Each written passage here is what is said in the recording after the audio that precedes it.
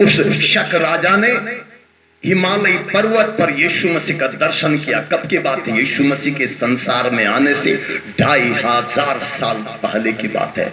और वचन में हम पढ़ेंगे, वो पंक्ति लिखी है, को भवनिति थाम प्राहा सहवाच मुदान्वितः ईश पुत्रम क्षमाम कुमारी गर्भ संभवम अहम ईसा मसीहा नमः। शक राजा पूछता है, आप कौन हैं? आप कौन हैं? मैं बहुत सारी देवी देवताओं को जानता हूं, करोड़ों को जानता हूं, लेकिन आपके बारे में मैंने कभी नहीं सुना है। आप कौन हैं? और उस समय यीशु मसीह उनको परिचय देते हैं कहते हुए, मैं परमेश्वर का पुत्र हूं, मैं परमेश्वर का पुत्र हूं। ईशा पुत्रम क्षमाम कुमारी गर्भ संभवम, मैं एक कुमारी के द्वारा संसार में आऊंगा। अहम ईसा मसीहा नमः, मैं ईसा हूं, मैं मसीहा बनकर आऊंगा। Hallelujah, hallelujah, hallelujah. तो प्रभु यीशु वो मसीह बनकर इस संसार में आया। क्यों आया?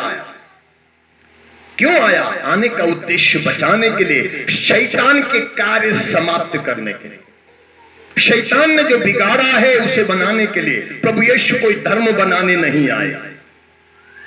प्रभु यीशु हमको समाज से अलग करने नहीं आए। प्रभु यीशु हमारे संस्कृति को बदलने नहीं आए। यदि हम ऐसा करते हम बेवकूफ हैं। प्रभु यीशु यहूदी समाज में आए, यहूदी समाज का, यहूदी संस्कृति का उन्होंने बढ़ावा दिया। इसलिए हमको अपनी संस्कृति हमको नहीं छोड़ना है, हमको बदलना है। कि अपने जीवन को बदलना है, अपने जीवन को बदलना है। क्योंकि प्रभु यीशु शैतान के कार्य समाप्त करने आए, तो हमारे जीवन में जो शैतान का कार्य उसे छोड़ना है। पाप है हमको छोड़ना है। ये हमारे अंदर जो अधर्म है, अन्याय करने की आदत है, उसको छोड़ना है। हमारे अंदर जो जानवर की आदत है उसे छोड़ना है। हमारे अंदर शैतान की आदत है उसे छोड़ना है। और हमको मनुष्य बनना है। परमेश्वर मनुष्य इसलिए बन गया ताकि हम मनुष्य बन के जीना सीखें। आप जानते हैं जानवर रेडीमेड है। गाय बच्चा देती है, 5 मिनट के बाद उस बच्चे को देखो खड़ा हो जाएगा। 10 मिनट के बाद वो गाय का बच्चा पूंछ उठा के भागेगा, है ना? इंसान का बच्चा, बोलिए, कुछ मम्मी लोग हंस रही है। इंसान का बच्चा होने के बाद उसको वह मलो, हाथ दबाओ, पैर दबाओ, उसके मंडी मुंडी सही बैठाओ, तेल मलो और उसको पालो। उसकी इतनी सेवा, 1 साल, 1.5 साल, 2 साल, है ना? 1.5 साल के बाद धीरे से चलने लगता है। और उसके बाद इंसान को बनाना पड़ता है। जानवर रेडीमेड है, animal is readymade, human is made. इंसान को बनाया जाता है। इसका मतलब यह नहीं कि मैं यहां हूं तो मैं बन गया, इंसान बन गया, नहीं। इंसान हमको बनना पड़ता है, हमेशा बनना है, इंसान बनना है। जी हाँ, हम इंसान नहीं है। हमारे अंदर राक्षस के गुण हैं, हमारे अंदर शैतान के गुण हैं, हमारे अंदर दानव के गुण हैं। इन दानव के गुणों को, राक्षस के गुणों को हमको दमन करते हुए हमको इंसान बनना है। और ये धर्म, ये संसार का धर्म इंसानियत है। इस संसार का धर्म इंसानियत है। Hallelujah, hallelujah, hallelujah. प्रभु तेरी स्तुति हो, प्रभु तेरी महिमा हो। ऋग्वेद के 10वें खंड में, ऋग्वेद के 90वें खंड में, ऋग्वेद के 10वें खंड का 90वां पाठ, ऋग्वेद का 10वां खंड उसका 90वां पाठ और उसकी क्या बोलते हैं दूसरी पंक्ति से मैं पढ़ूंगा। पहली पंक्ति, दूसरी पंक्ति में लिखा है, पुरुषैवेदं सर्वं यद्भुतं यच्च भव्यं उतामृतात्वा शेषानो यदनेन तिरोहति। पुरुषैवेदं सर्वं यद्भुतं यच्च भव्यं उतामृतात्वा शेषानो यदनेन तिरोहति। जो भूतकाल में था, जो वर्तमान काल में है, जो भविष्य काल में होगा। वो मोक्ष का स्वामी है जो अन्न से बढ़ता है। जो भूतकाल में था, वर्तमान काल में है, भविष्य काल में भी होगा। वो कौन है? जो आदि में था, अब है और अनंत काल तक रहेगा। वो यीशु मसीह है जो अन्न से बढ़ता है। अन्न से बढ़ता मतलब खाना खा के बढ़ता है, इंसान के रूप में है। वो परमेश्वर भी है, वो इंसान भी है।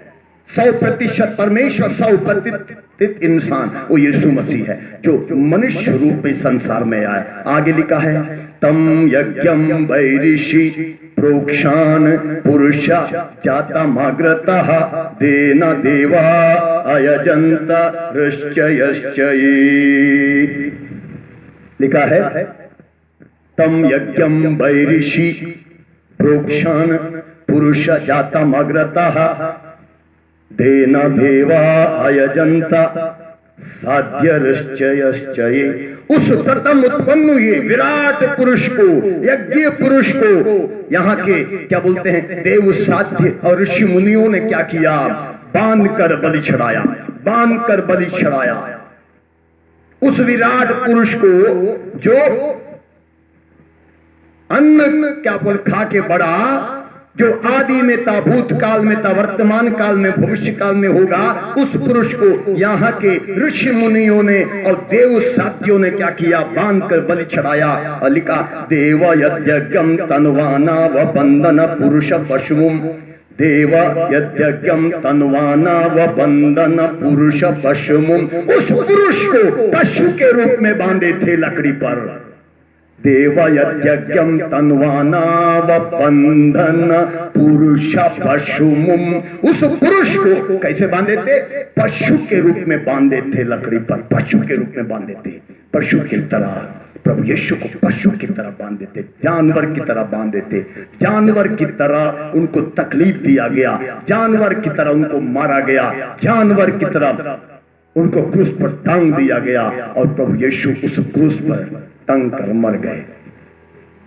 और अंतिम मरते समय उन्होंने उनकी यही प्रार्थना थी, हे पिता इन्हें क्षमा कर, क्योंकि ये नहीं जानते हैं कि क्या कर रहे हैं। समस्त मानव जाति के लिए उनकी एक ही प्रार्थना थी, हे पिता इन्हें क्षमा कर, क्योंकि ये नहीं जानते हैं कि क्या कर रहे हैं। जहाँ मनुष्य नहीं जानता है कि क्या कर रहा है, मनुष्य बर्बाद कर रहा है, सृष्टि को बर्बाद कर रहा है, जो तूने बनाया उसको बर्बाद कर रहा है, लेकिन मनुष्य नहीं जानता है कि वो क्या कर रहा है। इसलिए आज हमें जानने की जरूरत है, हम किस प्रकार बर्बाद कर रहे हैं, हम किस तरह नुकसान कर रहे हैं। Hallelujah, hallelujah, hallelujah. तो प्रभु यीशु ने एक बार क्रूस पर बलिदान देकर सबसे पहले शैतान को हरा दिया। प्रभु यीशु कितने बजे पकड़े गए थे? सुबह 3 बजे समय गेत्सेमनी बगान में पकड़े गए थे। क्या प्रभु यीशु उस बगान से भाग नहीं सकते थे? भाग सकते थे, छिप सकते थे, गायब हो सकते थे, लेकिन वो वहां से भागे नहीं, वहां से गायब नहीं हुए। 3 बार अपने शिष्यों को जगाते हैं, कहते हैं जागो, प्रार्थना करो, तुम सोते हो, समय आ रहा है, वो आएंगे, मुझे पकड़ेंगे, हमारे ही बीच में से एक मुझे पकड़वाएगा। प्रभु ने उनसे कहा। 3री बार प्रभु फिर जगाते हैं, जाके पेतरुस को, जागो, उठो, लेकिन शिष्य सोते रह गए। अंतिम समय में प्रभु को आकर पकड़ के लेके गए। यूदास ने आके चुम्बन के द्वारा प्रभु को पकड़वाया और प्रभु को लेके गए हैं। जब प्रभु को पकड़ रहे थे, प्रभु के बदले उन दूसरों को पकड़ा, क्योंकि प्रभु के अन्य चेले भी थे जो लंबे बाल छोड़े थे, क्योंकि नाज़रेन पंथ के लोग लंबे बाल छोड़ते थे, दाढ़ी छोड़ते थे, दाढ़ी काटते नहीं थे।